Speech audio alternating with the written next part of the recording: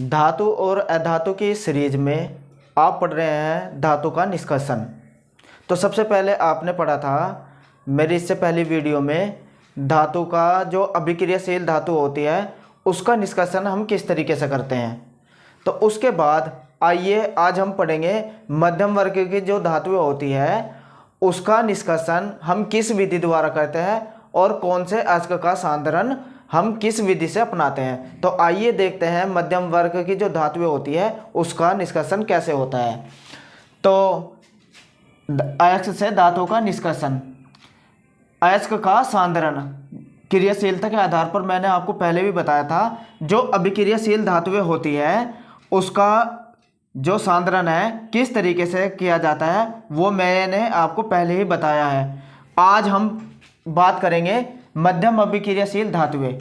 विद्युत के रासायनिक श्रेणी में जो धातुएं मिडिल में आती हैं उनको हम मध्यम अभिक्रियाशील धातुएं कहते हैं, जिसमें कि Zn, Fe, Pd ये मुख्य 3 धातुएं होती हैं जो मध्यम अभिक्रियाशील धातुएं होती हैं।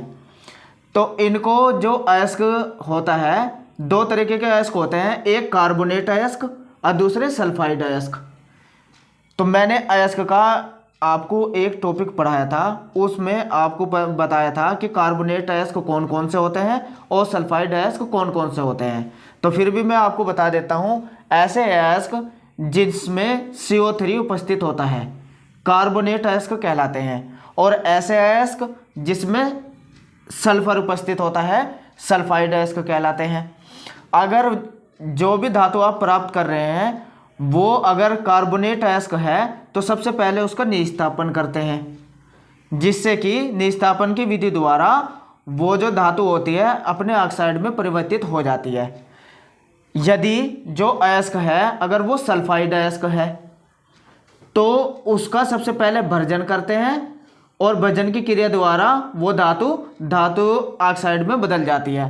तो कहने का अर्थ ये है, चाहे कार्बोनेट अयस्क हो चाहे सल्फाइड अयस्क हो, दोनों का जब निस्तापन अभिक्रिया या भर्जन अभिक्रिया अपनाते हैं तो हमेशा धातु का ऑक्साइड प्राप्त होता है, और धातु के ऑक्साइड को बाद में हम धातु में अपचयन कर देते हैं, उसके बाद शोधन की प्रक्रिया अपनाते हैं। तो आइए समझते हैं किस तरीके से ये प्रोसीज होता है।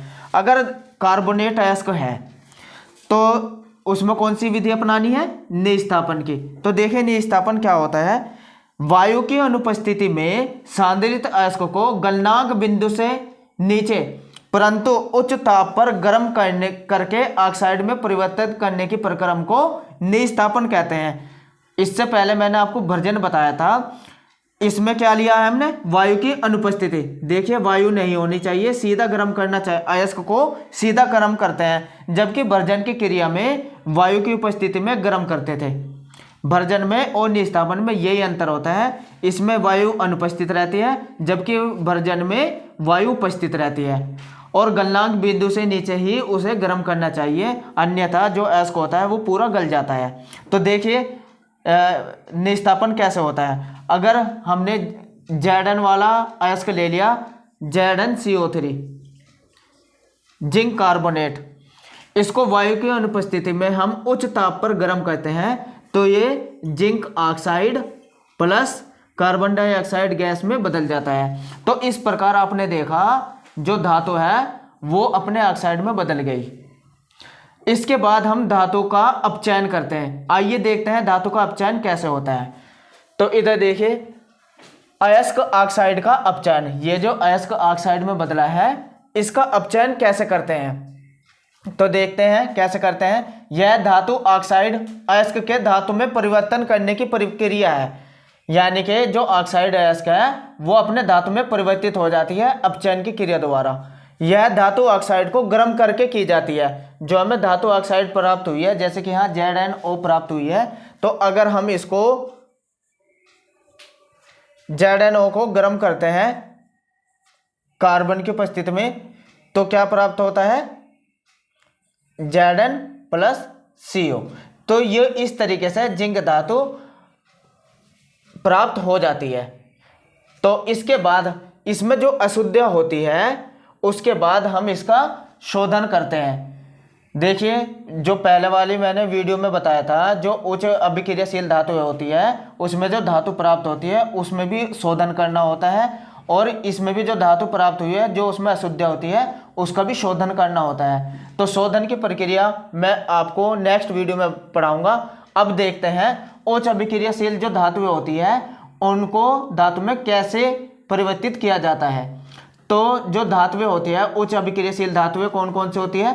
Potassium, sodium, calcium, magnesium, aluminium, ये उच्च अभिक्रियाशील धातुएं होती है।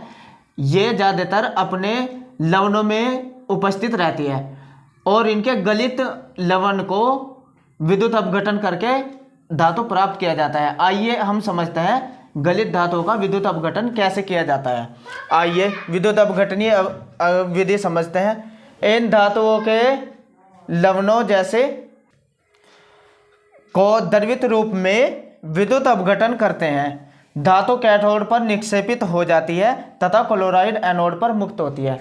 देखिए किस तरीके से कोई भी हम धातु का गलित लवण लेते हैं, जैसे ज़्यादातर ये काय के रूप में होती है, क्लोराइड के रूप में। धातु का जो लवण होते हैं वो ज़्यादातर काय में है, लवणों के वो क्लोराइड के रूप में। जैसे कि अगर हम NaCl का कोई ब्राइन ले ले, ब्राइन का अर्थ है गलित अवस्था में, और अगर इसका विद्युत अपघटन करते हैं तो ये Na पॉजिटिव और प्लस Cl निगेटिव में अपघटित हो जाती है। और अब क्या होता है विद्युत अपघटन विधि में, कैथोड जिस पे कि माइनस आवेश होता है, और दूसरा जो होता है एनोड जिस पे पॉजिटिव चार्ज होता है। अब कैथोड पर क्या होता है, जो माइनस वाले पे प्लस वाली धातु आएगी और प्लस वाले पे माइनस वाली, तो यानी कि कैथोड पर कौन आएगा? Na। ये एक इलेक्ट्रॉन का त्याग करके Na धातु में अपचयित हो जाती है, एक इलेक्ट्रॉन का त्याग। तो इस तरीके से हम देखते हैं, अगर यहाँ एक इलेक्ट्रॉन जुड़ा है तो मैंने आपको पहले भी बताया हुआ है, तो यह अभिक्रिया अपचयन होती है।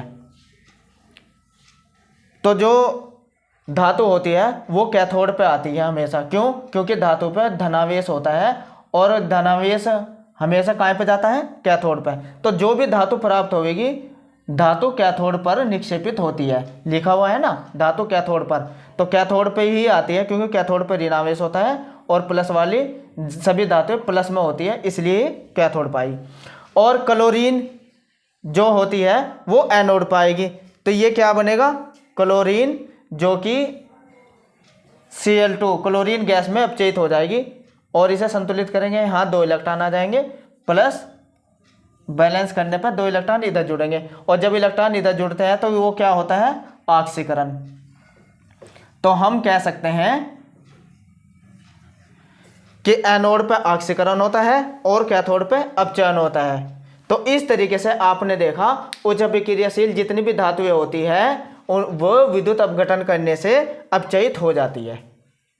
तो इस तरीके से आपने अयस्क का जो सांद्रण है, चाहे वो अभिक्रियाशील धातु है हो, चाहे मध्यम अभिक्रियाशील धातु है, चाहे उच्च अभिक्रियाशील धातु है, तीनों ही विधि से मैंने आपको अच्छे से समझा दिया कि वो अपने धातुओं में कैसे बदलते हैं। जो ये धातु प्राप्त हो रही है हमें, इनमें अभी भी अशुद्धियाँ उपस्थित रहती है।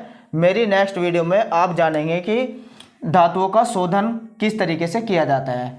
तो अब मेरी नेक्स्ट वीडियो जो रहेगी वो धातुओं के शोधन पर रहेगी। ये बोर्ड में बहुत इंपॉर्टेंट क्वेश्चन होता है और पूछा जाता है कि धातुओं का शोधन सचित्र विधि द्वारा कीजिए। तो मेरे नेक्स्ट वीडियो में पढ़ेंगे आप धातु का शोधन।